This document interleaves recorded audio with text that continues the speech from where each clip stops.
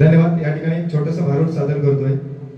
भारुडाचं नाव आहे पातिव्रत्याचा झेंडा, अर्थात रेणुका माता. जमदग्नी ऋषी मुनींची पत्नी रेणुका, तिच्याबद्दल छोटस भारूड सादर करतोय. बघा.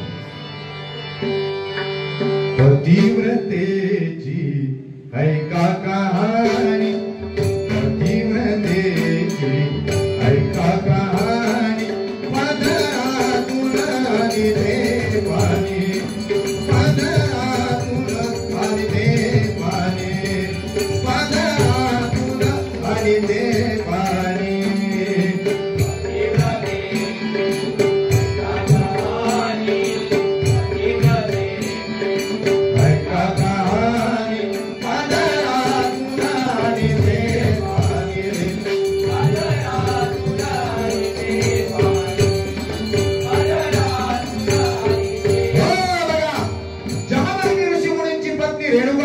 हे आपल्या पतीच्या पूजेसाठी जे पाणी आणायचे ते आपल्या पदरातून आणायचे. म्हणजे जर आपण पदरातून पाणी घेतलं ते येईल का, त्याच्यात पाणी थांबेल का?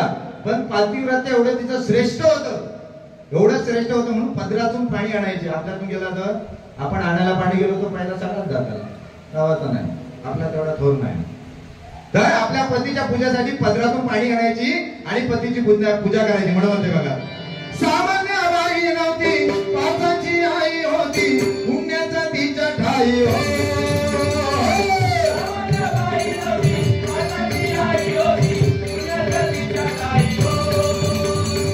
सामान्य बाई नव्हती, पापाची आई होती, पुण्याचा तिच्या ठाई हो. कधी वेळ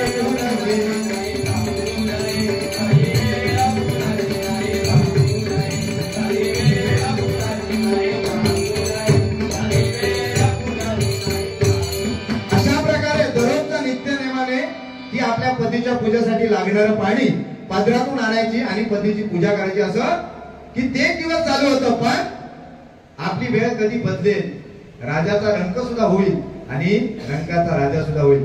कधी वेळ आपली बदलेल हे सांगता येत नाही. अशा वेळी ही गोष्ट नारद मुनींना कळते. नारद मुनींना कळते पृथ्वी तलावची अशी एक स्त्री आहे, ती आपल्या पतीच्या पूजेसाठी पदरातून पाणी आणते. म्हणजे एवढं पातिव्रत्य तिचं थोर आहे हे नारद मुनींना कसा तरी कळलं. बघा. नारायण रमा रमण, नारायण रमा रमण, मधुसूदन मनमोहन, करुणाकरा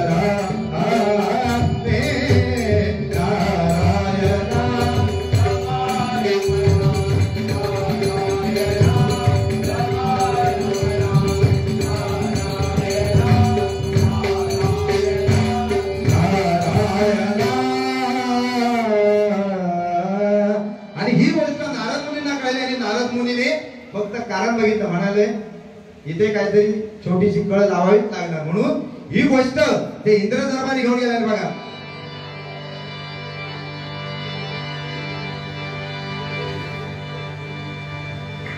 इंद्राच्या दरबारात गेल्याने इंद्राला काय सांगताय, पृथ्वी तलावची अशी एक स्त्री आहे, ती आपल्या पतीच्या पूजेसाठी लागणारं पाणी पदरातून आणते आणि केवढी मोठी पातिव्रत्य श्रेष्ठत्व त्यांच्या पत्नीमध्ये आहे, जमदग्नीच्या ऋषीमुनींच्या रेणुकामध्ये आहे. ते काही केल्या, जर तिचा पातिव्रत्य तुम्ही नष्ट नाही केलं तर मला तुमचे सिंहासन घेऊन जाणार. ती या सिंहासनावर तीच बसणार. आता ती का सिंहासन काय करून जावं, पण कुठून तरी कळ लावायची. म्हणून नारद मुनी सांगितलं इंद्राला, आणि इंद्रा चिंतेत पडला आणि त्याला विचार करू लागला आणि तो म्हातारा ब्राह्मणाचा वेश घेतला आणि तिच्यापाशी आला, तिच्या झोपडीपाशी आला आणि काय म्हणतोय बघा, मला देग देग तुझे पाणी मी आलो धुनी, मला देग मी आलो धुनी,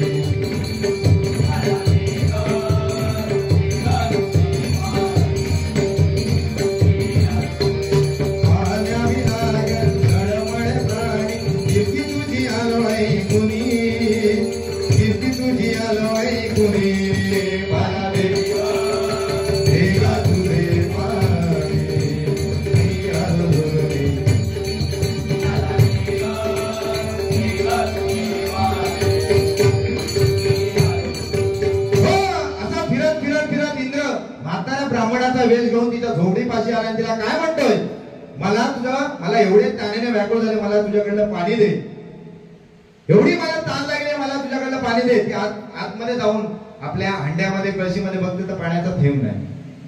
आतमध्ये जाऊन बघते तर पाण्याचा थेंब नाही. आणि इंद्रदेवाने तिला अड घातलेली, काय, जे मला पाणी आणून देशील ते तुझ्या पतीच्या पूजेसाठी लागणारं पाणी जसं तू पदरातून आणते त्याच स्वरूपात मला ते पाणी द्यायचं, तांब्यातून नको. तेव्हा तिने ओळखलं हे काय साधं गृहस्थ किंवा साधा हाताळा ब्राह्मण नाही, हे नक्कीच कोणतरी एक शक्ती आहे. म्हणून ती आतमध्ये जाऊन बघते तर आपल्या माठामध्ये हंड्यामध्ये पाणी नाही. काय म्हणते, काय तुम्हा सांगू कसा मी सांगू, काय तुम्हा सांगू कसा मी सांगू, घरात थेंब नाही पाण्याचा, अंत पाहू नका सत्वा. काय तुम्हा सांगू कसा मी सांगू, कसा मी सांगू, काय तुम्हा सांगू. आतमध्ये जाऊन बघते तर पाण्याचा थेंब नाही. ती म्हणते काय तुम्हाला सांगू, सकाळी सगळे घागरी भरून ठेवल्या होत्या पण आता बघायला गेलं तर पाणी नाही. आणि हे झाल्यावर घरात पाणी नसल्याबरोबर तशीच ती सांगते थोडा वेळ थांबा, मी जाऊन गंगेतून पाणी घेऊन येते. आणि ती गंगेला जायला निघाली. त्या गंगेमध्ये इंद्रदेवाने चित्ररथ राजा आणि त्याच्या पत्नीला अमाप संपत्ती देऊन त्या गंगेमध्ये जलक्रीडा, नग्न अवस्थेत जलक्रीडा करायला सांगितलेल्या होत्या. अमाप संपत्ती दिलेली. आता फुकट गाव टाकून सोडी, भरपूर पैसे गावले, त्यांना काय मदत करूची होती. आणि त्या गंगेमध्ये ते एकमेकांना ती चित्ररथ राजा आणि आपल्या पत्नीला बोलतोय, बघा, तुझी माझी जोडी किती मस्त मस्त, तुझी माझी जोडी मस्त, तुझी माझी जोडी किती मस्त मस्त, तुझी माझी जोडी मस्त.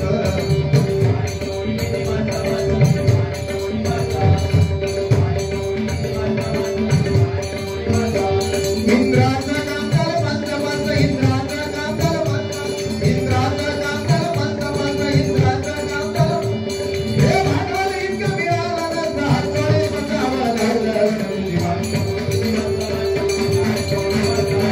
तुझी माझी जोडी किती मस्त मस्त, तुझी माझी जोडी मस्त.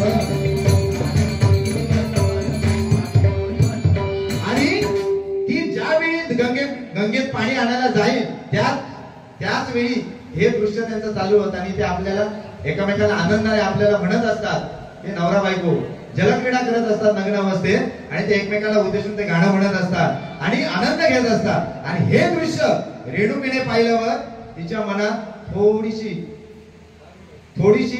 त्या व्यवस्थेतली जाणीव होते आणि म्हणते,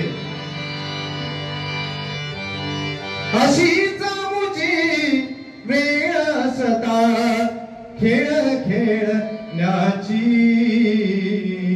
ऐशा परी बागडलो असतो वदली रेणुकाती.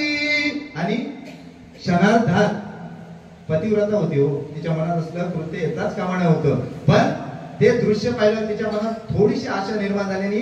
पटकन ते म्हटलं की अशी जर आमची वेळ असती तर आम्ही पण सुद्धा आनंद द्विगुणित केला असता, अशी तिला वाटायला लागलं. आणि क्षणात ती भानावर आली आणि मी आले कशासाठी आणि मी काय करते.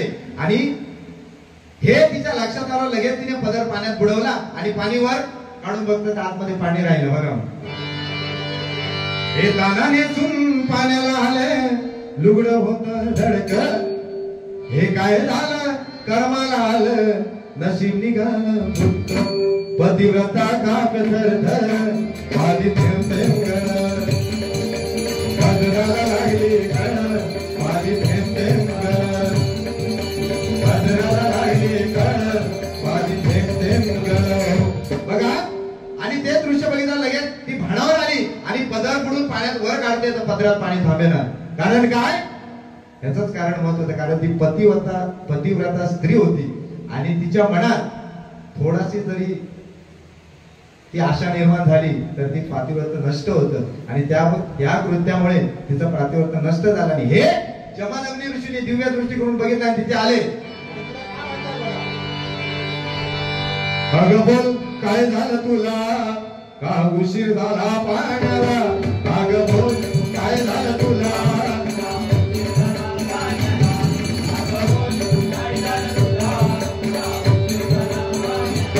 पातिव्रताचा झेंडा कुठे गेला, पातिव्रताचा झेंडा कुठे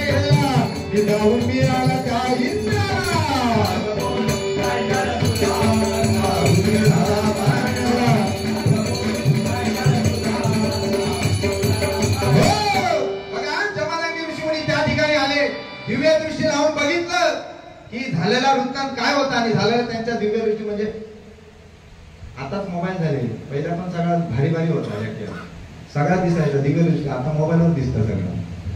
तर दिव्य दृष्टीने सगळे बघितलं आणि काय काय घडलं त्यांच्या लक्षात आलं. त्यांच्या लक्षात आलं की असे असे गृहस्थ आलेले म्हातारा ब्राह्मणाचा वेश घेऊन आपल्या पत्नीकडे गेले, पाणी मागितलं, घरात पाणी नाही पण ते पाणी मागायचं होतं आणि ते सुद्धा पाणी त्यांना आणून द्यायचं होतं. कसं आपल्या पदरातून ते आणायला असते आली असती गंगेमध्ये, असं दृश्य दिसतं तिच्या मनात, अशा आशा निर्माण झाली आणि तिथं पातिव्रत्य नष्ट झालं. कळलं का? हे सगळं जमदग्नी ऋषी मुनींना कळलं, दिव्य दृष्टीमध्ये बघितलं, त्यांना कळलं आणि रागाने लालबुंद्या झाले आणि आपल्या चारी पुत्रांना हाक दिली. एक एक दोन दोन दोन तीन आणि चार, एक एक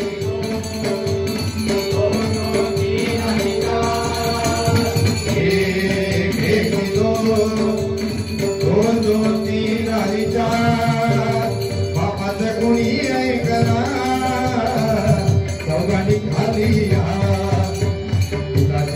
माझ्या म्हणणे शिरला तो जमदग्नी, चार पुत्र टाकले जाळी अमर आला जाऊनी. एक दोन दोन दोन तीन आणि चार, एक दोन. परशुरामासारखे चार चार पुत्र, असे 5 पुत्र त्या रेणुकेला होते. परशुरामासारखे महाबलाढ्य 5 पुत्र आले आणि ज्यावेळी हा रेणुकेसोबत घडलेला वृत्तांत जमदग्नी ऋषी मुनींना कळला, रागाने लालबुंद झाले आणि आपल्या चारी पुत्रांना बोलवून गेले. परशुराम कुठेतरी बाहेर गेले, चारी पुत्रांना बोलवून घेतले आणि काय सांगितलं, तुमच्या आईने महापातक केलेला आहे, त्यामुळे तुमच्या आईची मान तुम्ही तोडली पाहिजे.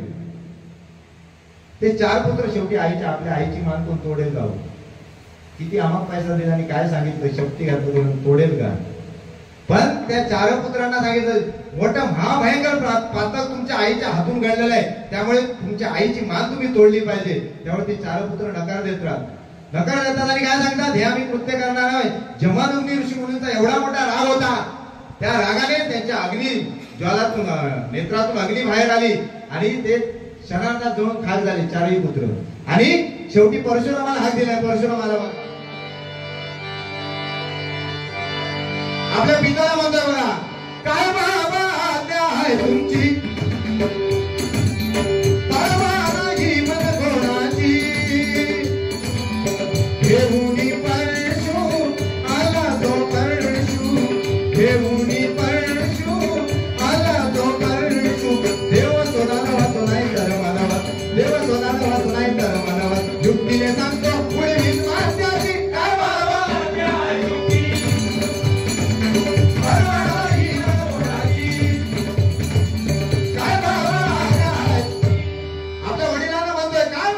आहे तुमची, देव असो, दानव असो, मानव असो, कोणी असो, शरणांना त्याला नाहीसा करून टाकेल, मारून टाकेल, असं परशुरामाने सांगितलं.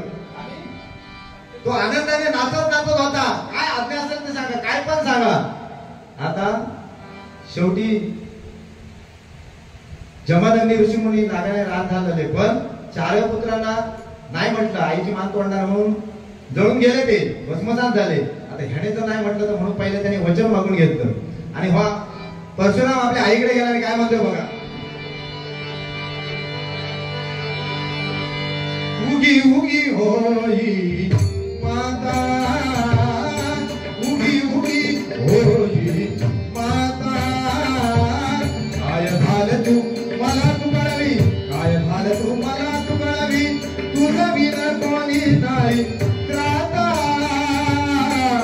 माता.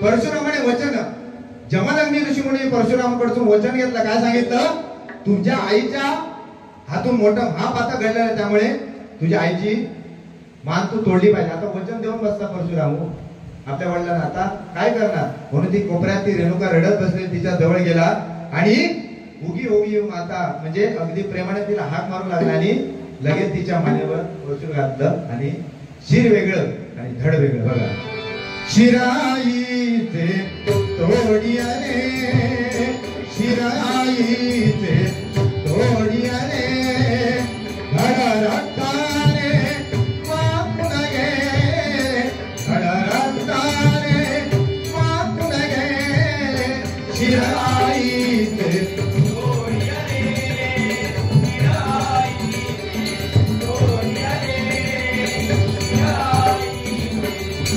आणि असं बोलत बोलत बोलत असता अचानक तिच्या मानेवर परशु घातला आणि शिर वेगळं धड वेगळं अशा अवस्थेत रेणुकाचा त्याने धड मुळापासून उडवून दिला आणि शिर एका बाजूला आणि धड एका बाजूला पडलं.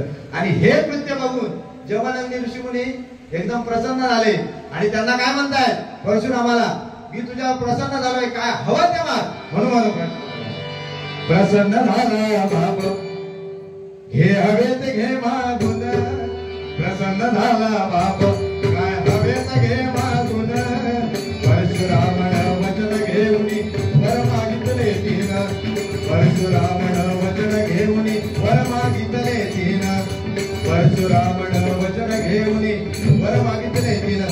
ज्यावेळी चालू ठेव ज्यावेळी जमदग्नी ऋषी मुनींनी वचन घेतलं आईची मान तोडायला, तसं परशुरामाने सुद्धा आपल्या बापाचा फायदा घेतला. बाप प्रसन्न झाला, काय हवं तर काय मागून म्हणाला, म्हणून परशुरामाने 3 वर मागून घेतले. कोणते बघा, पहिलं वर सांगे त्याचा, पहिलं वर सांगे त्याचा बंधू माझे द्यावला, दुसरा वर सांगे त्याचा सजीव करा मातेला. पहिल्या वर मध्ये आपले 4 पुत्र जे बंधू आहेत, जे जमदग्नी ऋषीमुनींनी आपल्या मुलांना 4 भस्मसात केलं, त्यांना पहिलं मागून घेतलं. पहिल्या वरामध्ये आपले बंधूला सजीव करून घेतलंय.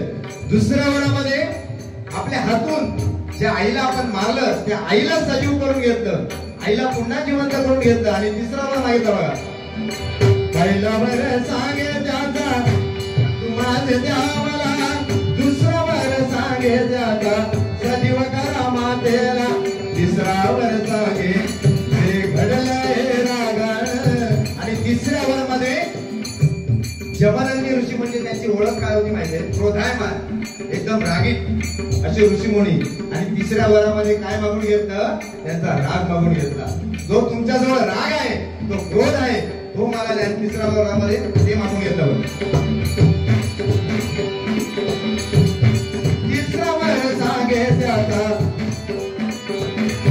तिसरा वर सांगे हे घडले रागाण, परशुरामन वचन घे वर मागितले तीन,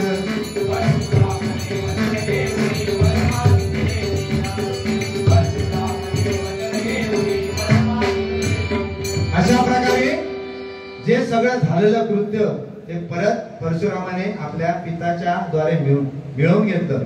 बंधू मिळवून घेतले, जे जमदग्नी ऋषी मुनीने मारून टाकलेले त्यांना जिवंत केलं. ज्या परशुरामाने आपल्या स्वतःच्या आईला मारलं तिला सुद्धा जिवंत करून घेतलं. आणि तिसरा वर घेतला तो जमदग्नी ऋषी मुनींचा, म्हणजे एकदम क्रोध, भयानक क्रोध, तो त्यांचा वरामध्ये मागून घेतला. आणि म्हणून परशुराम रागीट आहे. 21 वेळा आपल्या धरती क्षत्रिय विहीन करून टाकलेले आहे. ज्यावेळी कामधेनू गाय ज्या सहस्त्र अर्जुनाने पळून नेली आणि त्यांच्या जमदग्नी ऋषींना आणि मातेला मारून ती पळून नेली कामधेनू गाय, त्यावेळी परशुरामाने शपथ घेतली होती 21 वेळा क्षत्रिय विहीन करून टाकले धरतीला. असं ते क्रोधायमान, तो क्रोध जमदग्नी ऋषी मुनींकडून परशुरामाने घेतला आणि सगळं व्यवस्थित चालू झालं. पण आपल्या आईच्या शेवटी मुलाने आपल्या आईला मारले. हो, हे पाप महापाप कसं काय आपण नष्ट करणार, म्हणून गणेशाची आराधना करायला द्रोणगिरी पर्वतावर निघालेले म्हणतात. गणेशाला विनवणी करतात बघा.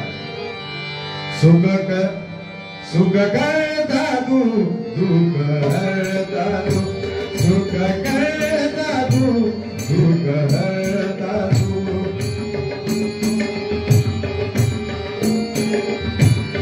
भक्त जना सांभाळी तू, भक्त जना सांभाळी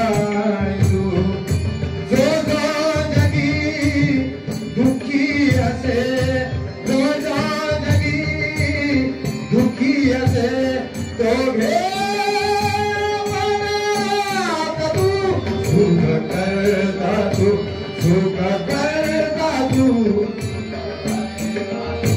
सुख करता तू सुख करता तू.